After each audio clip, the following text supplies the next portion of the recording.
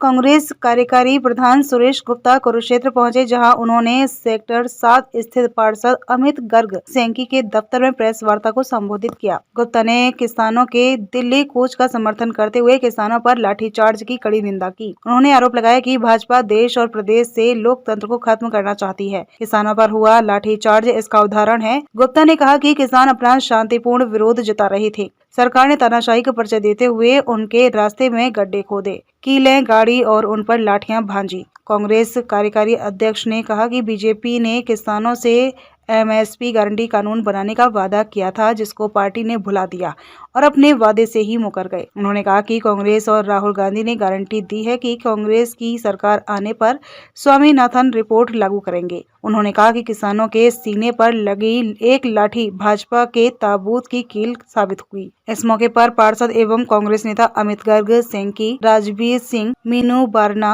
Advocate Rajendra Singh समेत अनेक लोग उपस्थित रहे। देखिए, भारतवर्ष के अंदर जो किसान आंदोलन है, आज जो किसान आंदोलन हो रहा है, उसके लिए भाजपा की केंद्र की सरकार दोषी है। 13.5 महीने हिंदुस्तान का किसान दिल्ली के चारों तरफ बैठा, एजिटेशन किया, बारिश में भीगे, बिजली बिना बिजली गिरे, मच्छरों ने काटा, उनको परेशानी हुई, उन्होंने हर प्रकार का कष्ट सहा। मोदी जी ने जो 3 काले कानून बनाए थे, उनको मोदी जी ने तब वापस लिया जब उन्होंने ये देख लिया कि हिंदुस्तान का किसान अपने कदम पीछे नहीं हटाएगा। तब भी इनके ऊपर उन्होंने लाठीचार्ज करने में, अश्रु गैस छोड़ने में, कीलें लगाने में, तब भी उन्होंने ये सारे काम किए। उनको आतंकवादी भी बताया, इनको मतलब जो है ना, क्या ना, आंदोलन जीवी भी बताया गया। आज 2.25 साल पहले लगभग मोदी जी ने जब इस आंदोलन को ख़त्म करने के लिए 3 काले कानून वापस लिए थे, इनसे ये वादा किया था कि एमएसपी के लिए हम एक कमेटी बनाएंगे। 2-2.25 साल में एमएसपी के ऊपर कोई केंद्र की सरकार ने फैसला नहीं किया।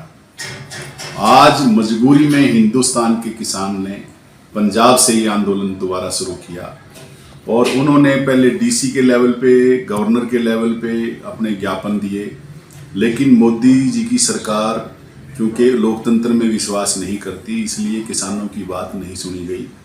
2 दौर की बातें चंडीगढ़ में 3 मंत्रियों से हुई, आज तीसरे दौर की बात होनी है। लेकिन भाजपा की सरकार ने जब सर्वोच्च न्यायालय में ये कहा कि हम स्वामीनाथन आयोग की रिपोर्ट लागू नहीं कर सकते, तो मुझे नहीं लगता कि मोदी जी की सरकार कोई रचनात्मक कदम उठा पाएगी।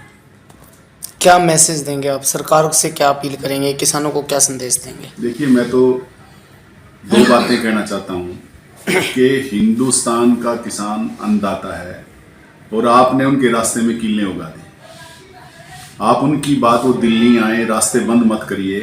रास्ते बंद करने से व्यापार भी ठप होता है, आना जाना भी ठप होता है। कोई बीमारी में, हारी में, हर तरह का वर्ग, चाहे पिछड़े वर्ग हो, चाहे दलित हो, चाहे व्यापारी हो, चाहे किसान हो, चाहे आंदोलन करने वाला हो, चाहे नौकरी करने वाला हो, चाहे मजदूरी करने वाला हो, सभी वर्ग इस बात से परेशान है कि आपने दिल्ली बॉर्डर पे भी, शंभू बॉर्डर पे भी और शाहबाद के उस पे भी आपने कीलें लगा दी।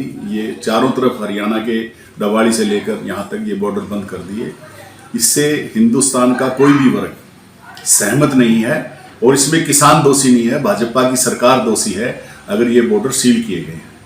और मैं एक बात और कहना चाहता हूँ, हमारे राष्ट्रीय नेता राहुल गांधी जी ने, हमारी पार्टी के अध्यक्ष खड़गे जी ने अंबिकापुर में, अभी छत्तीसगढ़ में रैली थी, वहाँ घोषणा की है कि हम हिंदुस्तान के किसान को एमएसपी देंगे, हम देश की संसद में कानून लेके आएंगे और एमएसपी की गारंटी देंगे। ये राहुल गांधी जी की गारंटी है।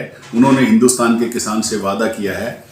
एक तरफ हिंदुस्तान के किसान में खुशी भी है कि कम से कम कांग्रेस पार्टी के नेता हमारे साथ खड़े हैं और हमें उन्होंने कमिटमेंट भी किया है।